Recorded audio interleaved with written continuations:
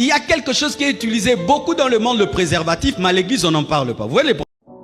Est-ce que un chrétien est capable d'utiliser préservatif? Est-ce que un chrétien est capable d'utiliser préservatif? Je vais quitter autant avec pasteur Marcelo Tinazi. Soyez bénis. Que bon Dieu bénisse. Il y a quelque chose qui est utilisé beaucoup dans le monde, le préservatif, mais à l'église, on n'en parle pas. Vous voyez les problèmes, hein? On parle des voitures, des couteaux, des maisons, mais on ne parle pas de ça. Et au moins l'église catholique ose parler, faire même des conférences sur ça. Nous, l'église des réveils, on se cache. Ça n'a pas question. Est-ce qu'un chrétien peut utiliser le préservatif ou pas? Pourquoi? Parce que les gens, sur base d'Onan, ils disent que la sémence de l'homme ne doit jamais te jeter par terre.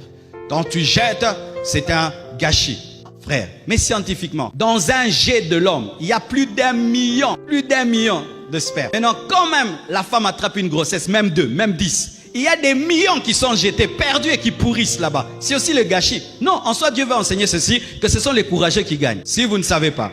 En soi, qu'est-ce qui se passe? Que lorsque l'homme répand sa sémence, donc il y a comme une course d'1 million, un marathon d'1 million. Et il commence à courir, il saute. Et le premier, il a gagné terrain. Oui. Tu sais que toi, tu es un bagarreur depuis le ventre de ta mère? Oui. Faites des études. Et en plus, c'était une course dans les noirs, sans torche. Mais tu es entré. Tu es un vainqueur. C'est pourquoi quelqu'un qui naît, il faut déjà lui donner un trophée. Il a gagné plus d'1 million de concurrents. Il est resté dans un ventre 9 mois et il est sorti et il s'adapte. Tu es un vainqueur. Un scientifique qui est athée est un ignorant. Plus tu découvres la science, plus tu respectes Dieu. Alléluia. Et puis ils disent non, c'est répandre la sémence. Mais Dieu lui-même, des millions sont perdus. Tu avais beaucoup de jumeaux, des millions de jumeaux. À cause de toi, tous sont morts. Et qui a créé ce système? Dieu. Et oh non, il faut pas jeter. C'est pourquoi parce que quand on utilise le préservatif, il y a la sémence qui est jetée, ça se jette. Et donc c'est le péché, parce qu'il ne faut pas jeter. Et des gens même qui disent ça, des fois, tu vois, il n'est même pas marié, il n'a même pas l'intention de se marier. Donc, quand le Bible au couteau comprend, écoute. Ah si frère, moi je n'ai pas un verset biblique contre quelqu'un qui dans le mariage. Pour les célibataires, j'ai un verset biblique, c'est les péchés. Amen, hein? Célibataire, n'utilisez pas ça.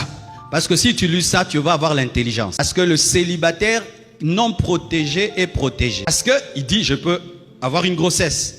Il peut avoir une grossesse, je peux avoir le sida, je peux avoir ceci, ça te protège. Mais quand tu deviens maintenant un célibataire protégé, donc tu deviens tout terrain. Et là, il ne faut pas même y penser. Pour toi, déjà, c'est réglé. Un célibataire n'utilise pas ça. Mais dans le mariage, tout dépend de ta conviction. Je n'ai pas un verset biblique pour te dire que c'est l'onanisme. Onan n'a pas été frappé parce qu'il a jeté la sémence par terre. Il a été frappé parce qu'il ne voulait pas donner la descendance. Parce que Dieu lui-même jette la sémence par terre.